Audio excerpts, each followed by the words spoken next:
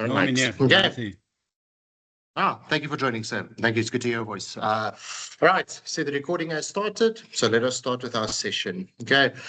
Oh, I should probably share my screen quickly. I wonder how this is going to affect the speed. Please just tell me, Marcelo, if there is anything that you see if I'm breaking up too much or whatever, then please just stop me so that I don't waste all of our time. I don't know, Marcelo, would you like to say something or can I continue? Thank you very much, though, for joining our meeting and availing yourself. I know you have a very busy schedule as well. Velam, I think you can continue, it's fine. Okay, thank you, Marcelo. Right, so while my internet connection, I'm so sorry we're having issues in Sasolburg or the Vault Triangle with our internet today. Right, so we already discussed the P2 theory exam. So this is the same presentation as what we used in our previous session. I told you we're only going to cover the theory side then, so we'll cover the practical side today. So the session is going to be a bit shorter, so I'll welcome all questions at the end of my session, but the session is going to be quite shorter than the other one because, the theory was on a multitude of chapters or modules or whatever of the work that we covered, where the practical will only then be on string manipulation and OP. Okay, but it's all going to be combined into one question, which we're going to test everything on. Okay, let's continue. So yeah, you can just see quickly in short again, we're now going to go to the blue path. We already covered the maroon path for the theory exam. Right, so let's go. All right, so our second slide. So practical, we know it's going to be written on the 25th of March. Duration is 1.5 hours, and then it's going to be 50 marks. So we're just changing that at the bottom. So it's very good that we have this session. So just changing them at the bottom. It's not going to be 2 questions anymore. We decided to combine it into 1 question for the OOP. Right. So it's going to be a 50-mark paper, but we're going to put the string manipulation questions with the object-oriented programming into 1 question. Okay. So this is the first pillar, right? Let me just quickly cancel that. Just give me 1 moment.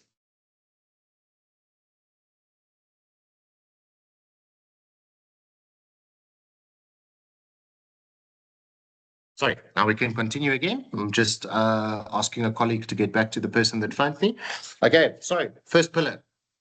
50 marks. So just remember as well that for the IT, it works as follows. So 50% of the mark is for the practical, 50% for the theory. So even though it didn't go well in your theory exam, I hope it went well for everyone, but if it didn't go well in your theory exam, then you still have every possible chance to catch up your mark, to still have it good enough for your term mark at the end of term 1. So 25th of March, 1.5 hours, total 50 marks. So 80% of the exam relies entirely on object-oriented programming. 20% of the exam, which means 10 out of the 50 marks, would then be either a functional procedure or let's just call it an auxiliary method that would then contain string manipulation to answer the question properly. Okay, so that is your 40 marks for the OOP. So that would now be all of the functions that you create and that you call in your main form. So this is now the class side and the form side as well.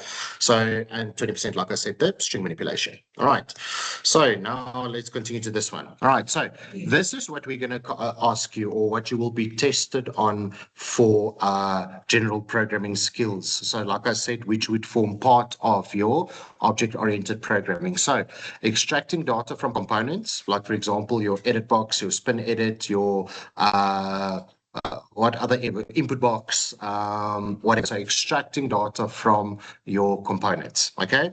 Then string manipulation or string handling, which could contain some of the following examples. So we could ask you, to handle a string, like loop from the first to the last character, looking for certain items at the index values of each iteration. Or it can be something like determine how many words are in a sentence, or it could be, identify vowels and then change those vowels to other letters. So that would then be the string manipulation. So either handling a string, or it could be to change an existing string to something different.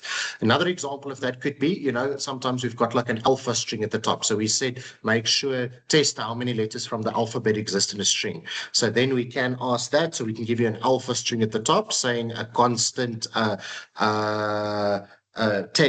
text, and then we say, A, B, C, D, E, F, G, H, I, J, K, L, M, N, O, P, all the rest until the end of the alphabet. Now we tell you to use the master string at the top and match that with the given string or the string that you extracted from an input component.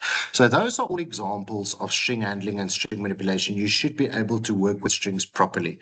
Now, conditional statements, it's like your if then or your if then else statements, or your nested if statements would all form part of this testing unit. Looping. So remember, your looping could be a conditional or unconditional loops.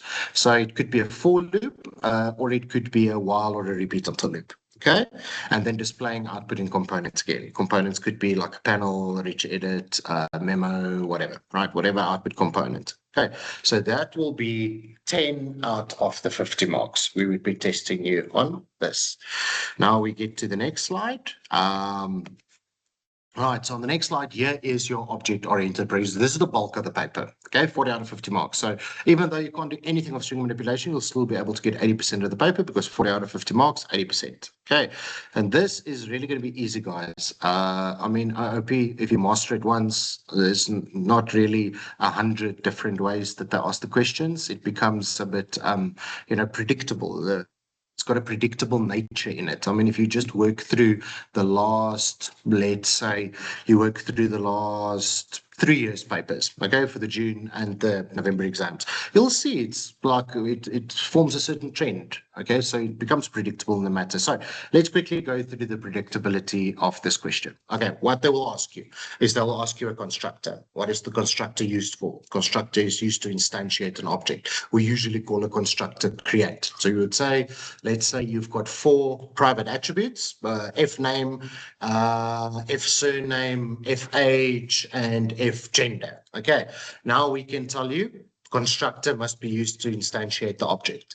Now the constructor can be parameterized or non-parameterized. If it is parameterized, you would say, for example, constructor create, and then your parameters would be either S name, comma, S surname, comma, S name, comma, S surname of data type string, semicolon, and then you would have your I age of data type integers, semicolon, and then you would have your C gender of data type char. Okay, so we can either do a parameterized constructor containing all the attributes of the object, or you could have only 3 attributes of the object. Let's say, for example, you would have your name set to Willem, you would have your surname set to David, and then you would have your age, for example, set to, I don't know, let's say 36. Okay, so after all of that is done, now the age, the gender wasn't included as part of the parameters. And then you must simply, inside of the code, where you're going to say, F name is equal to S name, F surname is equal to S surname, and then F age is equal to IH. And then when we get to the gender, you would then say F gender is equal to M. Okay, so that's just an example. So then it would give you the default value of M for male. Okay, so either it would be all the attributes parameterized or only some, with the rest of the attributes requiring initialization. Okay, but we can also ask you a non-parameterized constructor, which means you simply say constructor create, open close bracket, semicolon, Control-Shift-C, and it opens the skeleton code at the bottom. But then there you give default values for everything. S name is equal to Willem, S surname is equal to blah, blah, blah, blah, blah. And then you would have no parameters. But remember, this is another way that the question could be asked. If you get a non-parameterized constructor, what would you then require in order to change the attributes then? You would require a mutator method for each and every attribute. So that's the difference, okay? You don't need mutators for each and every one if they are assigned the parameter values are assigned to the private attributes in the constructor. So parameterized one doesn't require all the mutator methods. The non-parameterized one would require mutator methods then for each and every attribute if you want them changed, which a proper program would allow you the opportunity to do.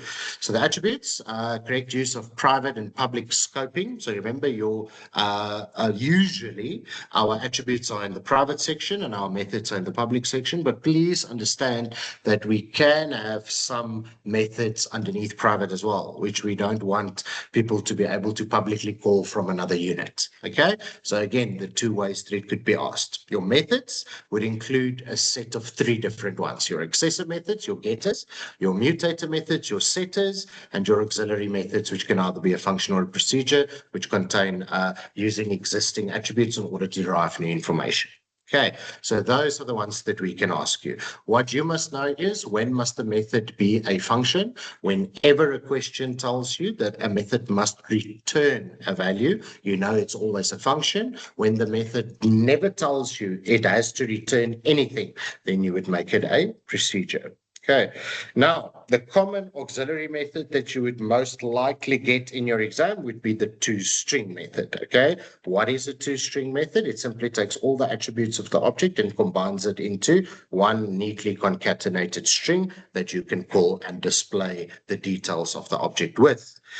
Now, the correct instantiation of objects. Now, everything that I've discussed with you now, from the constructors all the way to the output, that would all form part of the object class. Now we get to the main class, or the main unit, okay, the one that's got the GUI on. So there you would need to correctly instantiate your object. So what would you usually have been given already?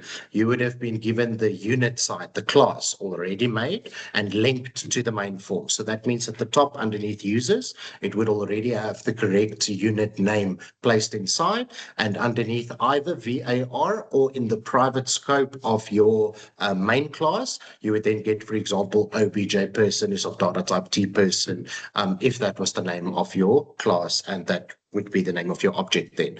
So then you must be able to double click on the first button that says instantiate your object. You must get all the values that you would like to send to the constructor. If the constructor is parameterized, you would extract all the values from your input components, and then you would call your, you would instantiate your object by saying, for example, obj person is equal to T person dot create, and in the parameters, your S name and your S surname from the input components that you have. So that is the most important thing that you should be able to do. And then obviously the application. So now the rest of the questions would, for example, tell you your surname has changed. This person has gotten married, for example, so her surname has changed, or let's say, yeah, whichever, either the male or the female, the surname has changed, and then now you need to have a new surname. So then it would require you to type a new surname into an input component or an input box, and then you would call by saying obj person is obj person dot set surname, and then you put your new surname in the brackets. And then the next question could be call the auxiliary method in order to determine how old the person would be next year or whatever. Okay, so those auxiliary methods are extremely important that you're able to call them. So what should you be able to do? You should be able to instantiate your constructor. You should be able to then call up all of your methods, getters, setters, and auxiliary methods in the main part of the form. Okay, and very important to understand, this includes problem solving aspects as well. So it won't include much of problem solving, because your getters and your setters, your constructor, your toString, these things form a pattern. It becomes predictable, like I've mentioned before. So those things could be studied from memory, but not the whole paper. You won't be able to answer from memory. So some of them you must be able to apply the knowledge that you've gained in class in order to do something new, but that would still form part of the scope of the work that we've covered. Right, and that's that. Then we get to the theory bit. Okay, so really, people, that's that. Maybe I can quickly, maybe there's time for a very quick example. Let me quickly just see here if I've got a very quick example of one of the questions. Let's take marking session November 2024. paper one. Okay, let's open up this quickly if I can. I'm just going to open up this one quickly. So this is what we would most likely give you as well to work on. So what you'll get in your exam, because you haven't written an OOP exam before, this is your first time. So what you will be given is the following. So we'll quickly just make a short example. My computer, I don't know, it's beside, there we go. So let's say this is the example of November 2024. So let's just say that you were given this, right? So at the side here, important to note that this is your class. So you would open your class and then here, this is what you will be given. You will be given the class and you will be given the private attributes, okay?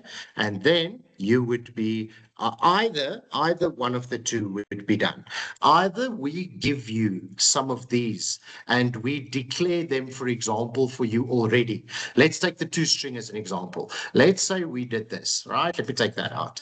We can do something like this and we can tell you question, I don't know, 1.1.5, yeah. All right, so now you do the code here. So we would have given you, for example, here, we would have given you the toStrings declaration and we would have given you the skeleton code and we would expect you to do this. Or we would expect you in questions to go here and to say, for example, you need to create a new, let's do a procedure. You need to create a new procedure. Let's use our example and we say set surname, right? And then we say surname is of data type string. And you close that, then you do Control-Shift-C, and then you just start coding your code in here, right? So that's the two ways that we can do it. We can give you partial code, or we can give you a complete set of code. Let's say we gave you this whole constructor. We can do that as well, and then simply ask you to call that in your main form, right? So like by 3.2.1, like I said, extract all of your values from your input components, and then this learner obviously got it wrong. Then you would have said obj record is equal to t record dot create t record dot create, and then place your parameters in the brackets or whatever. Okay, so this is how we ask the questions. Okay, just so that you're comfortable to know that. One of the most common mistakes that people usually do is if they didn't spend enough time prepping for the exam, okay, they end up not working at all. Wow, that's unfortunate. They end up not working at all in the main form. Okay, they end up not working at all in the class to the side. You see that M record? Let me just open it again. They don't do the class questions on the class side and the main form questions on the main side. They do everything on the main form. Now I'm telling you, for that you will be heavily penalized because, like I just let me tell you this. So a lot of learners, they come here, okay, and they didn't study enough, or something went wrong with the education, or whatever the case may be.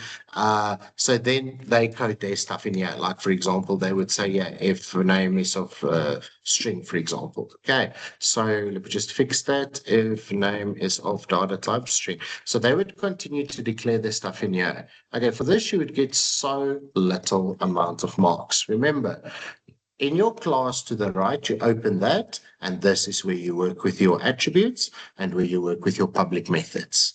Okay, and where you do all of your coding. Remember, we would supply you with the users and we would supply you with the attributes, and then most likely you will just need to work on these as I've explained to you now in some of your examples. Okay, so now we go back to question 3. The last thing I want to show you is we would have already provided you with this as well. So we add at the top here, we add for you mrecord underscore u. So we would take, for example, that, and we would already add that for you here. Okay, if that hasn't been added already. So this we would add for you already before you get to the exam. And the second thing is we would also give you your declaration at the top, like you can see here. So that is the code that would be provided to you. I see they just put that into the users here at the bottom instead of at the top. So that we would provide to you. We would give you the structure or the template here, and then we would expect you to make the changes here and to make the changes on your main form. Right. So, right, that's the end of our session, people. It's only on one module's work. Okay, it's only on OOP. which includes string handling. Now, string handling, we worked from the start of grade 10 until the end of grade 11. So that was properly done over the years. And on your prep guideline, you should clearly see the string handling component as well. Please just keep in mind that it won't anymore be question 1 and question 2. It will be one question, which includes everything inside. Right. Any questions? I open the floor for questions before we adjourn, so that I can be 100% sure that everyone knows what's going on. So please ask any question on the exam of next week.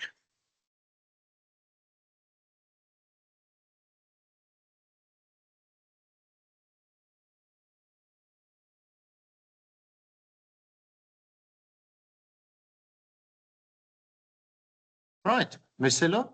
I don't know if that sounds a bit short to you, our session, but I mean, in the absence of any questions or any engagement from the floor,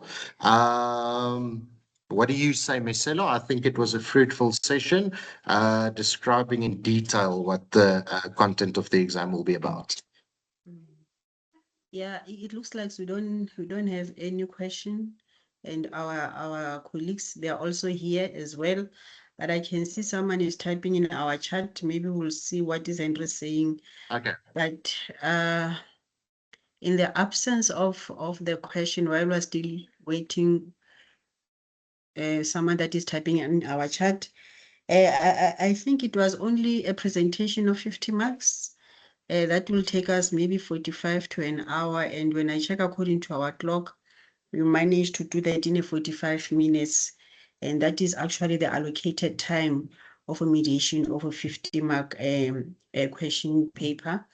I see that someone said, oh, it is Henry apologizing that he had to go for an exam.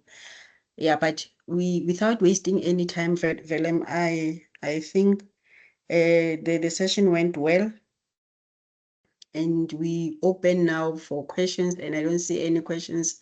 So I believe that now our learners will practice and take every advice that we give them on how to approach the paper when they're going to answer the paper. When are they writing? I think it's on next week, ne? They're writing next week, our grade 12 paper 1. So we will share the recording as well. So as if they want to remind themselves of what has been discussed in this meeting, then they can just check the recording and practice so that they can be fully ready for the paper that they're going to receive next week. Having said that, I think we can adjourn the meeting. And thank you so much for presenting for the paper 1. And I think this is our last paper for March in IT, and then we'll be finished with all the assessment of term 1. So colleagues, I think we can adjourn our meeting, and we have a great weekend. Thank you, Velen. Thank you, Marcelo. Thank you to all the colleagues that have joined. Very best of luck with all of your learners' exams. And I really hope it goes well at the end of this term. Thanks, Mr. Makabulane. And thank you, Indre. Right. Keep well, colleagues. Marcelo will share the meeting recording with everyone on the group when we are done. I hope you're all well and enjoy the weekend. Bye-bye.